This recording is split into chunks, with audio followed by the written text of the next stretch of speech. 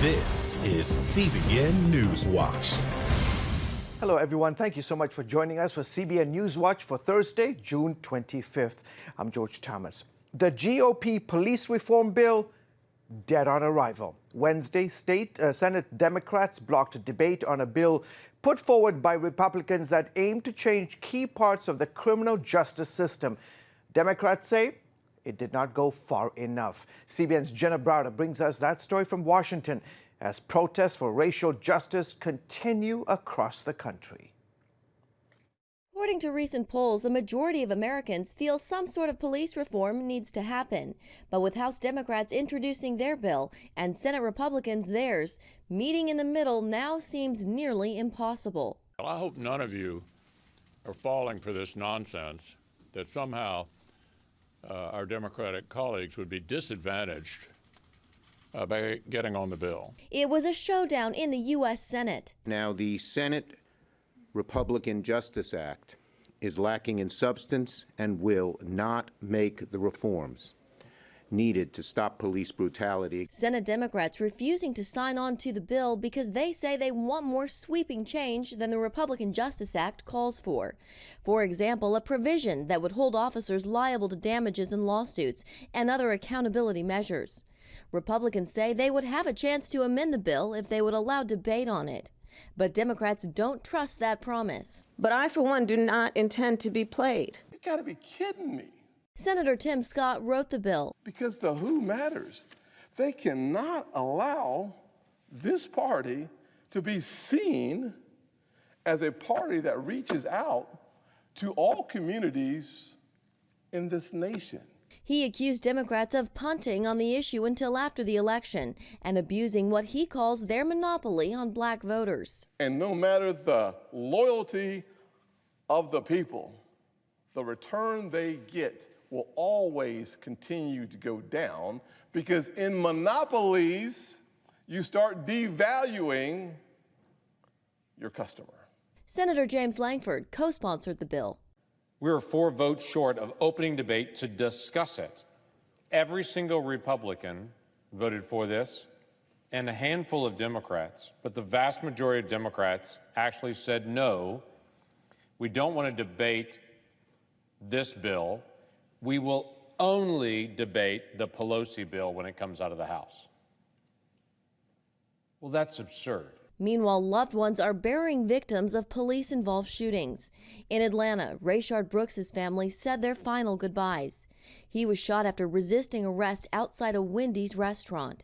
But in Washington, stalemate and failure are the order of the day, with Lankford blaming Democrats for the Republican bill's failure. We've been through this journey so many times where we'll see a black man be killed, and we'll all watch the footage, and the whole country rises up, and Congress starts debating, and then it stops. And it stops because of silly stuff like this. The House is expected to pass its police reform bill today, but Senate Majority Leader Mitch McConnell has already given it a thumbs down.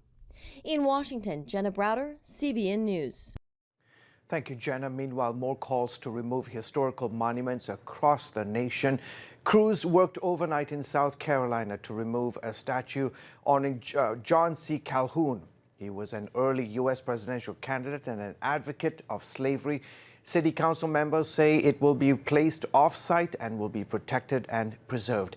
And a combination of groups are opposing the Mississippi state flag, which includes a Confederate emblem. The Mississippi Baptist Convention, which is majority white, said lawmakers have a moral obligation to remove the emblem from the flag because many people are hurt and shamed by it. Walmart said it will stop displaying the flag while the state debates whether to change the design. President Trump plans to sign an executive order that will bolster a federal statute against the destruction of monuments on public property. Evangelist Dr. Alveda King appeared on CBN News' Faith Nation and said the president should protect America's monuments and restore peace and order in this country. Take a look. You know, to some, Confederate statues like this symbolize Southern pride, culture. To others, though, it's an offensive reminder of a very painful past. Where do you stand, Dr. King? As a Christian evangelist and one who fights for the sanctity of life, I understand that America and around the world, there are things called high places where we worship idols and all of that. Believe it or not, statues can be idols, and they are placed in high places where we hold human beings in high esteem. For example, the statue of Martin Luther King Jr. In many ways, some would consider that to be an idol. In many ways, I do, in that some people like Martin Luther King Jr., some people don't like Martin Luther King Jr. And there can be a lot of dissension and discussion around his life.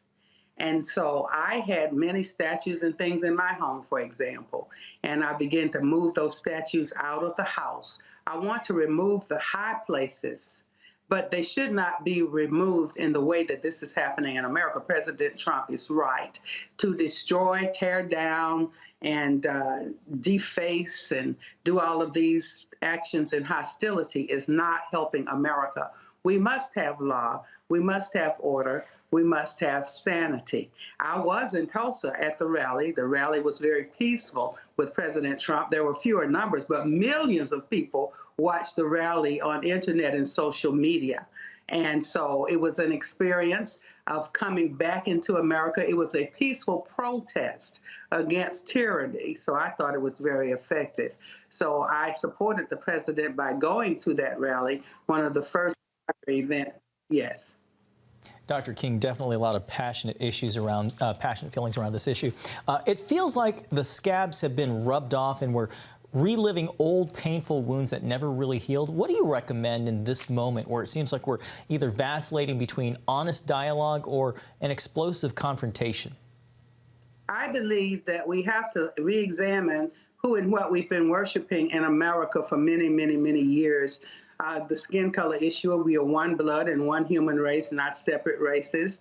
Many have worshipped money and all of those types of things. But these need to be discussions without violence, without destruction. So I do not support tearing down the statues and throwing them and breaking them apart and tearing up property. I don't support that. But I believe it is time to re-examine America's attitudes about who we really worship. And we actually do worship God. I do, at least.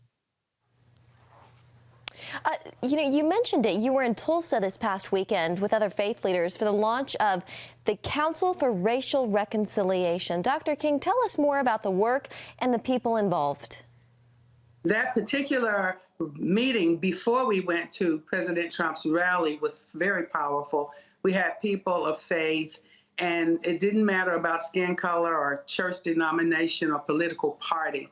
We were discussing the viewpoint of how we can come together. And my point was, we are Acts 26, we are one blood, and we can resolve our differences peacefully. And Jesus is our Lord in the Christian faith. So those were some things that we were discussing. All right, Dr. Alveda King with Priests for Life, thank you so much for being with us today. Thank you very much. Excellent interview. Thanks, guys. You know, some would say there is a cancel culture movement spreading across our country, and now religious leaders are under attack as well. Bethel Music's Sean Foyt shared several messages on social media explaining that Twitter, Instagram, and Facebook are censoring his posts that contain videos of praise and worship. His social media followers attempted to reshare his content but were blocked because it did not align with their community guidelines. Foyt responded, while Facebook, Twitter, and Instagram promote the content of violence, rioting, and destruction, they are actively censoring worship, prayer, and peaceful protest, and anything going against their fear-mongering narrative. My feed, and many others, is proof. In Washington, the Trump administration is defending plans to close 13 federally run coronavirus testing sites. The testing sites are located in Colorado, Pennsylvania, Illinois, New Jersey, and Texas. They are the last of the 41 federally operated sites. Federal officials say the sites have been closing or transferring to state or local control. Critics say these shutdowns are dangerous, especially as infections are surging across the country. Health officials say they are particularly concerned with the site closures in Texas. There are currently more than 5,000 cases in that state. Overseas, the spread of the virus in Indonesia has health officials there very concerned. It has the highest number of cases and fatalities in Southeast Asia. More than 50,000 people are infected, with more than 2,600 deaths in March. There were only 2 cases in the nation of 270 million people. The rapid increase in cases is casting a pall on the economy. One government official said as many as 5.5 million Indonesians could be forced out of work by the pandemic. Those living, by the way, under the poverty line is expected to exceed 10%. Coming up, bailout or bust, the massive Paycheck Protection Program. Did it save the economy? And was it enough? That story in a moment. Introducing the CBN Bible from CBN.com. Now, an easier way to study the Bible and grow in your faith. Highlight your favorite verse. Read separate versions at a glance. Click and read a commentary. Or cross-reference your favorite verse using the Strong's Concordance. All the right tools to study the Bible, all in one place. The CBN Bible, available at cbn.com/Bible or the iTunes App Store. This is CBN NewsWatch. Thanks for joining us. Watch breaking news, exclusive stories and programs, credible news reporting. We show you what's happening in the world and how you can pray about it. This is CBN NewsWatch, because truth matters. Weekdays at 5 on the CBN News Channel. Yes, right on time. From Superbook. Pepper's Pizza Palace is donating pizza for everyone today. Wait. I have big plans today. Trust in God, even when times are tough. He has a plan for your life. Hey, we're gonna be late for the grand opening. My parents want me to help with this outreach thing, feeding the community. What am I supposed to do here? Superbook! Join the Superbook Club and get Superbook The Birth of Moses, plus 2 copies to share with others, all for your gift of only $25. Pharaoh ordered all newborn Hebrew boys thrown into the Nile River, and I have a 3-month-old brother. The Birth of Moses. Yours for a gift of only $25. What will you do the next time the soldiers come? I do not know, but I trust God has a plan for all of us.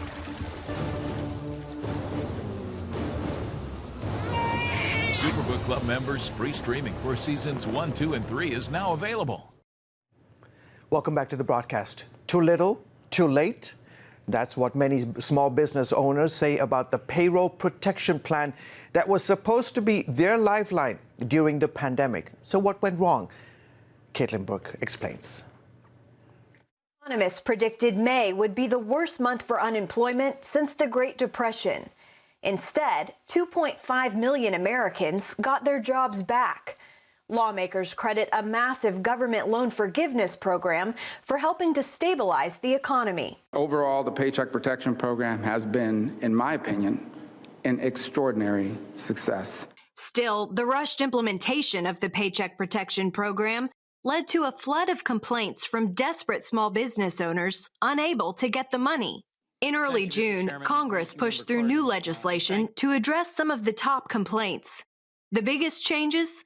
More time for recipients to spend the funds while remaining eligible for loan forgiveness, and more flexibility in using the money. So the looser restrictions are great in a lot of ways. Now, instead of having to spend 75% on labor, we only have to spend 60%, which gives us the extra 40% for overhead to keep the business alive, pay our rent, our mortgage, our utilities, the things that don't go away. For business owners like Scott Gilbert, who followed the original rules, it's too little, too late. Because it took so long. Now, I am now in week 6 of the original 8-week term where they were, you meter out the money over 8 weeks. I was doing all that, so I have already at this point expended all 60%. There's no more money for labor.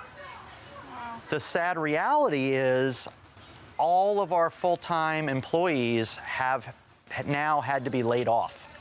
We've had to lay off every single full-time employee to be able to have the remainder 40 to keep the business alive.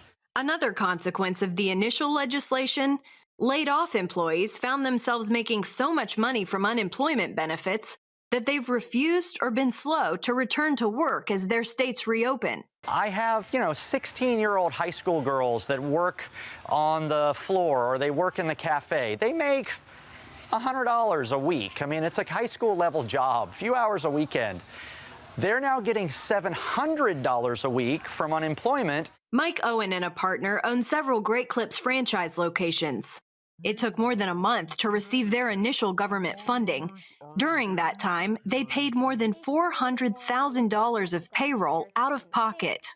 What we understood on March 23rd, when the governor put out the order that we were going to be closed, that the government was going to provide this PPP funding, and that the idea was to keep your employees employed and on the payroll. So we continued to pay them from the 24th of March on. Their employees stayed off unemployment and are now willing to come back. But that initial $400,000 is not eligible for reimbursement. A break-even year is not really what we're looking for right now. We're looking to have the ability to continue into next year and recover from that point. Now, business owners face applying for the loan forgiveness, a process made much more complicated by the new law. Just the interpretation of what's allowed and the time frames and what monies can be spent for what, we actually did go through with an attorney and our accountant to try to make sure that we were staying within those guidelines. At a recent Senate hearing, Treasury Secretary Steven Mnuchin told lawmakers that more help for small businesses will likely be needed, but it's important to take a measured approach. We don't want to rush into that because we want to be both careful at this point in seeing how the money is in the economy. A lot of the money is still not in it.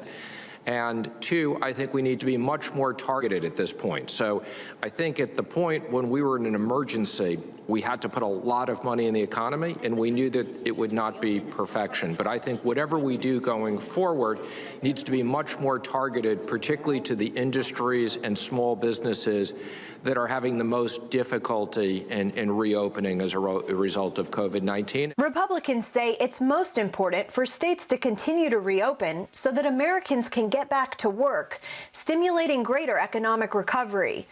Small business owners are hopeful that if their doors are open, the people will come, and slowly things can return to business as usual. Caitlin Burke, CBN News. Still ahead, the Black Lives Matter movement has exploded into greater national prominence. But what does the group really stand for? We break that down next.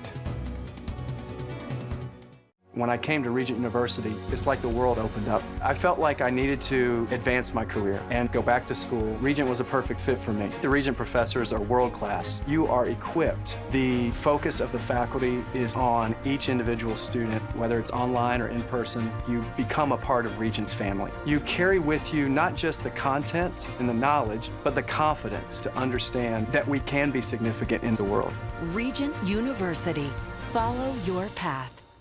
Nigerian Christians in Iran are routinely arrested. Happily, Christians continue to suffer. In times of trial and affliction, you need to know the truth. One of the fastest growing Christian populations in the world. Join Wendy Griffith and George Thomas for Christian World News. Young people are the ones who are open to the gospel. Powerful stories of suffering and hope that affect all Christians. Watch Christian World News, Saturday at 5 p.m. Get Protect Your Sleep and discover how to improve the quality of your life. A free DVD or booklet from the Christian Broadcasting Network. If you're not a great sleeper, you can do things to make yourself a great sleeper. If you're already a pretty good sleeper, you can enhance your sleep and be even better. 5 leading experts help remove the obstacles between you and restorative sleep. When you don't get a restful night's sleep, you wake up with an accumulation of stress. Call 1-800-700-7000 or go to CBN.com to get your free DVD or booklet today. Everything you do better with a good night's sleep. You'll discover how food affects your sleep, how to put insomnia to rest, explore effective remedies for sleep apnea, and much more in Protect Your Sleep. Wake up to your best life and get Protect Your Sleep today. Call 1-800-700-7000 or go to cbn.com to get your free DVD or booklet. Welcome back to the broadcast. What began in late May as protests against police brutality and injustice for George Floyd quickly morphed into a social movement demanding change. Critics of the Black Lives Matter movement say the group is silencing dissent and is ignoring facts to advance an anti-capitalistic agenda. And the co-founders of the Black Lives Matter movement admit they are trained Marxists. Appearing on this week's episode of The Global Lane, political commentator Vince Everett Ellison says the ultimate goal of BLM is to replace God with statism or totalitarianism. The 60s, as you know, the civil rights movement had Marxists and communists all in it.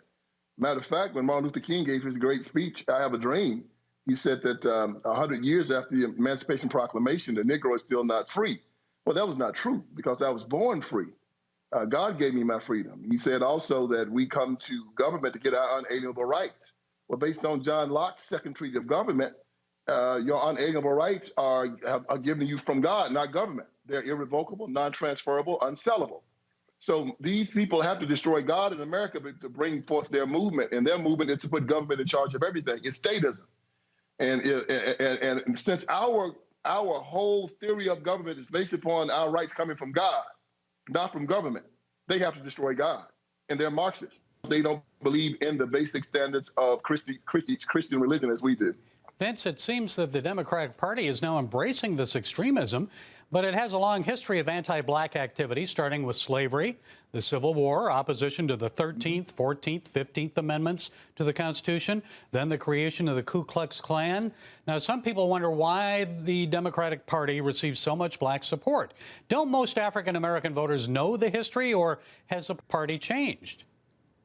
It hasn't changed. The Democratic Party has always been very good at finding compromised black people to run interference for them. I call this group the Iron Triangle.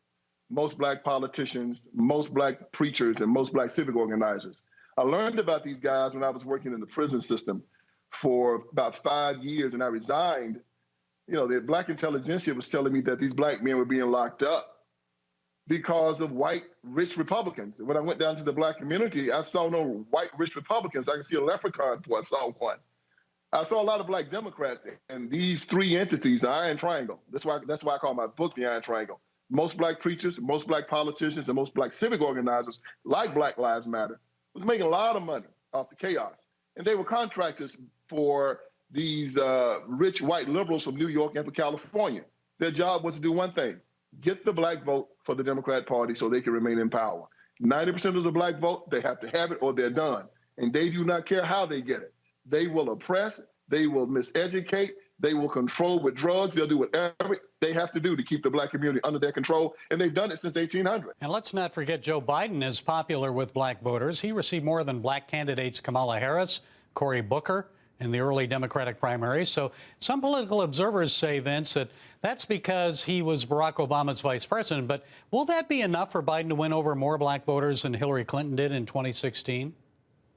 No, Joe Biden is an old Dixiecrat. You know, he passed the Clinton crime bill that locked up millions of black men. He's fought against school choice. Donald Trump's for it. School choice will get these black children out of these failing schools. He wants to provide abortion free of charge up until the 9th month. Trump is pro-life. Black people in the inner city say they're being hunted by police, and they say they're being hunted by gangs. Joe Biden's solution: take their guns away and give them over to the police that they say are hunting them. The Democrat Party is a death cult, and they are conducting a cultural genocide in black America right now. We are starting to recognize it, and this is why you see the rioting. This is why you see the looting. This is why you see them destroying their own communities, because the Democratic Party lied. And the people are tired of the lying, but we have to show up and give them an alternative, because right now they only have two: a liberal and an ultra-liberal. And we got to change that. It is our time to be the Good Samaritan, and it's time for Christian conservatives to go back down there and grab out fellow Christian conservatives by the hand and bring them home. Okay, the book is The Iron Triangle: Inside the Liberal Democrat Plan to Use Race to Divide Christians and America in Their Quest for Power, and How We Can Defeat Them. Vince Everett Ellison, thank you for your insights. Thank you so very much. I'm a fan. Thank you. You can watch more of The Global Lane tonight at 9:30 Eastern right here on the CBN News Channel. Coming up, it's a heartwarming story of a Navy SEAL and his best friend. Hear how this military dog saved his owner's life not once, but twice. Christians around the world are standing with the Israelis. But why? In CBN's free magazine, Friends of Israel, you'll discover why Christians are supporting the Jewish state, how Israel is fulfilling prophecy as a light to the nations, and ways you can pray for the people of Israel. Israel needs the support of friends like you. Call now or go to cbn.com to get your free copy of Friends of Israel. Heavenly Father, we do thank you for the work of your Spirit, Lord God, with this movement of getting the Bible, Yes. Lord, into public schools.